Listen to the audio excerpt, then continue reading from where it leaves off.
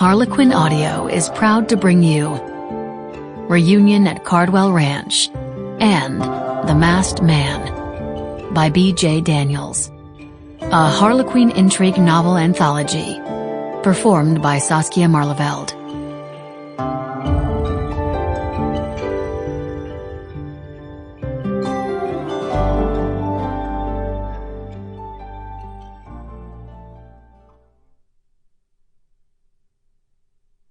Chapter 1.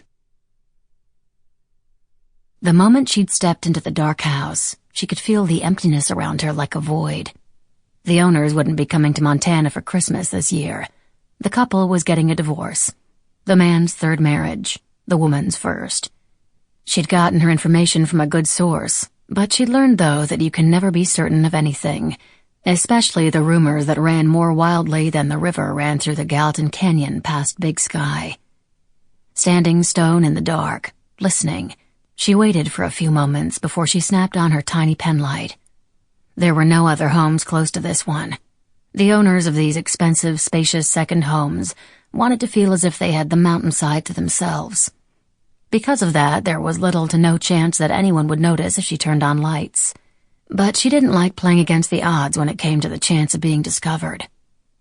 As she moved through the house, she saw sculptures that she knew had cost a small fortune, and paintings like some she'd sat for hours studying in museums back east. She hurried on past them, reminded that time was never on her side.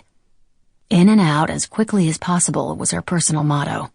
Otherwise, she knew all too well things could go very badly. She found the painting in the master bedroom on the third floor, a 20 by 16-inch signed Taylor West original, depicting a rancher on horseback surveying his herd. It was one of her favorites. She stepped to it quickly, admiring the brushstrokes and the skillful use of shading as she let the penlight move over it until she found what she was looking for. Lifting it off the wall, she checked the time. She was running a little over 5 minutes on this job, because of the 3 stories she'd had to search for this piece. Quickly, she replaced the painting with the one she'd brought, noticing that the bag she'd carried it in had torn. Wadding up the bag, she stuffed it into her coat pocket and tucked the painting from the wall under her arm. She made her way back through the house, pleased. If only they were all as easy as this one.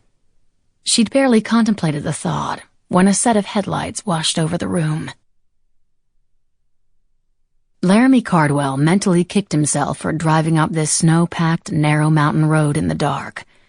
But according to his sister-in-law and the real estate agent for the property, if he wanted a house in the Big Sky area, he had to jump on it the moment it became available. "Why would you want to buy a house up here when you can stay in one of our guest houses on the ranch whenever you come?" his cousin, Dana Cardwell Savage, had argued. While he appreciated her hospitality at Cardwell Ranch, as much time as he found himself spending in Montana, he wanted a place of his own. It had been family that had brought his brothers back to Montana, but it was love and barbecue that had them staying. He often marveled that it had all started with barbecue, the one thing all 5 brothers knew. They'd opened a small barbecue joint outside of Houston. Surprisingly, it had taken off, and they'd opened others, turning a backyard barbecue into a multi-million-dollar business. It had been his brother Tanner, Tag Cardwell, who'd first come up with the idea of opening their first Texas Boys Barbecue restaurant in Montana, in Big Sky. While some of them had balked at the idea, it had proved to be a good one. Now his brothers were talking about opening others in the state.